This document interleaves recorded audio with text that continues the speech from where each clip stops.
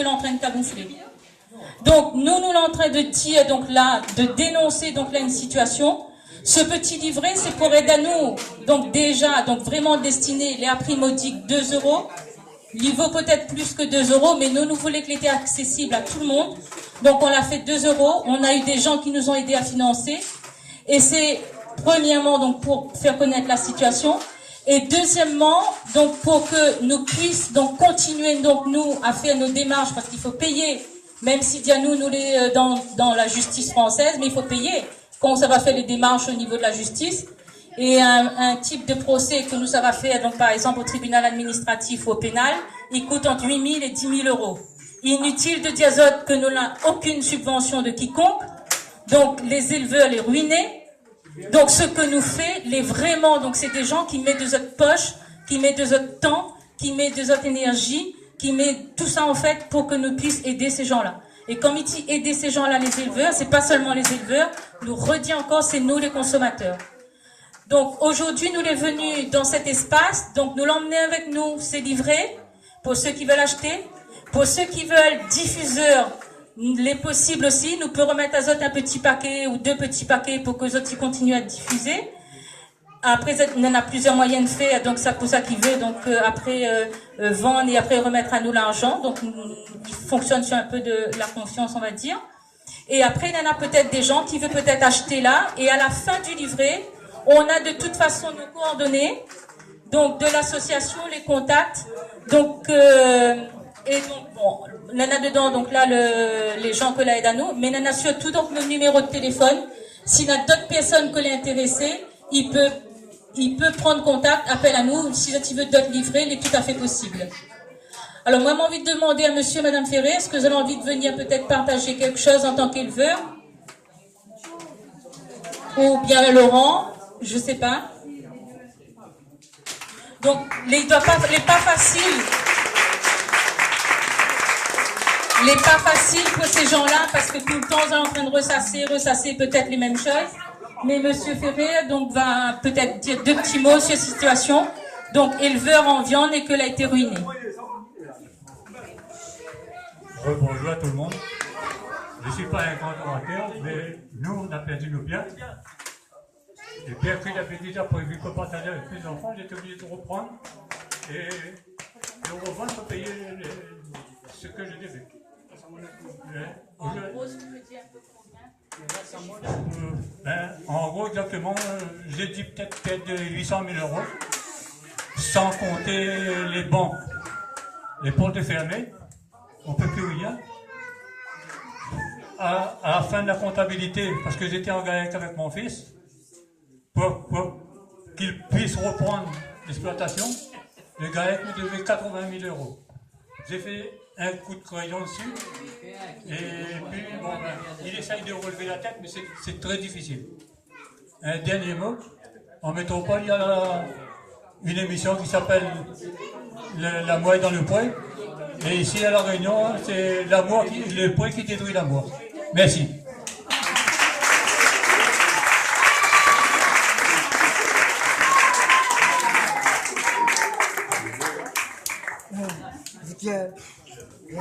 Bon, là c'est le témoignage de M. Ferrer, mais nous pourrions faire témoigner des dizaines et des dizaines de familles que l'a connu encore.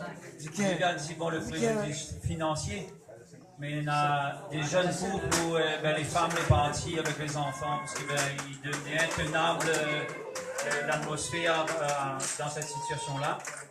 Et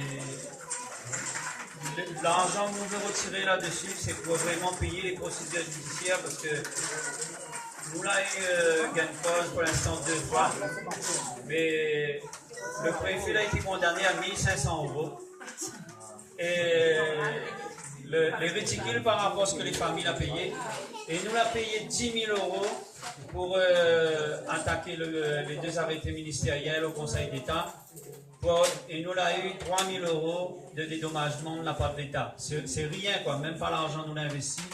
Et c'est une famille, c'est une grosse entreprise à La Réunion qui a voulu payer ces 10 000 € pour ses éleveurs.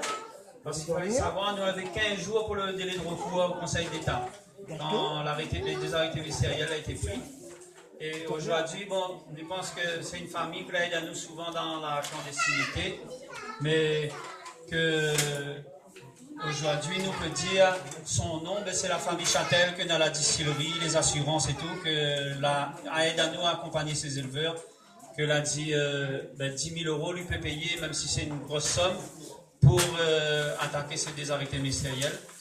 Et l'association bientôt nous va aller attaquer ces gens-là au pénal. Il faudra à nous de l'argent, c'est un peu le but de ça. Et en même temps, c'est dire aux gens, vous autres Dieu, avant que vous êtes candidat au bœuf pays, qualité pays ou le lait, sans vouloir dire que nous veut détruire l'élevage, nous veut dire non, il faut que les consommateurs aient dit non à ça, pour que l'État applique les réglementations sanitaires et que nous avons des animaux sains et que les gens peuvent vivre de notre métier et donnent à nous aussi du lait et de la viande de bonne qualité.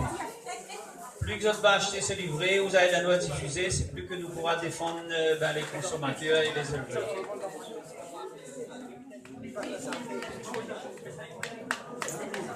Nous remercions le SEMA, nous remercions Antoine et tout le monde est là d'avoir écouté à nous.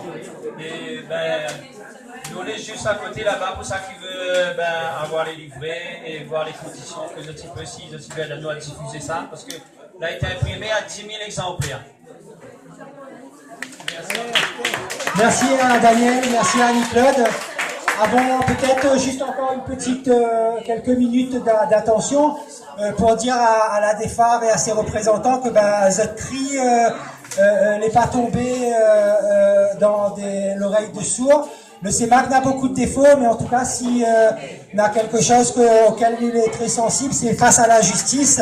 Et c'est vrai qu'ici à La Réunion, nous rendons compte tous les jours au quotidien qu'on a beaucoup d'injustices, par exemple pour la situation des éleveurs, mais il y a d'autres personnes aussi qui combattent dans d'autres domaines. Et j'y pense, on a une petite pensée pour Marie-Pierre et Mathieu, parce que vous êtes aussi, ils mènent un combat difficile pour cette marmaille, et surtout, vous n'allez pas aidés par l'État. Et aujourd'hui, à La Réunion, nous rendons compte que finalement, les enfants réunionnais, quand on a des problèmes de santé très particuliers, et finalement, on a encore des souffrances. Et c'est la solidarité des gens, c'est la solidarité des habitants.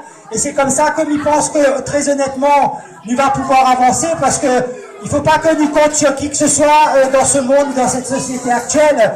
Il faut que nous compte sur nous et sur cette solidarité qui existe, sur ce message à faire passer aux uns et aux autres, sur cette main que nous devons tendre autant que possible à notre voisin. Et pour ceux qui peuvent effectivement aujourd'hui soutenir la DEFAR, peut-être pour d'autres combats aussi. La prochaine fois, nous aurons aussi l'occasion de revenir ici à la Crête, parce que quand le projet de la famille A5 sera avancé, on aimerait bien aussi que tout le monde il vienne donner un coup de main pour enlever les pèses végétales et puis pour replanter ces plantes médicinales, parce que c'est un pan de notre culture aussi, cette nature. Il fait partie de nous. Il est important de respecter elle. A souvent présenté le collectif comme un collectif qui n'aimait pas l'environnement, qui voulait détruire l'environnement.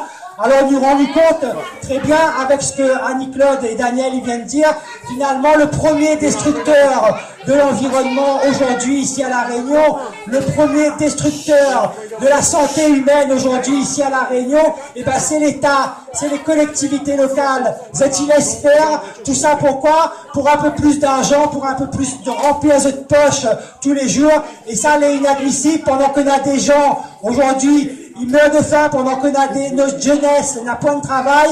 Donc tout ce système-là, quelque part, c'est un système qu'il faut contribuer à changer. Et c'est nous, les uns et les autres, que nous sommes capables d'opérer ce changement, parce que les politiques, ils ne feront rien pour nous. Les politiques vont laisser à nous crever la gueule ouverte. Et ça, il faut que nous ayons toute la conscience de ça. Et il est important aussi pour les nouvelles générations qui arrivent derrière, parce que si nous, aujourd'hui, nous ne combattons pas vos autres, qui va batailler, dans quelle situation vous allez retrouver la société, quand vous allez arriver en âge de responsabilité, vous êtes, il pourra à nouveau prendre des décisions qui engagent l'avenir.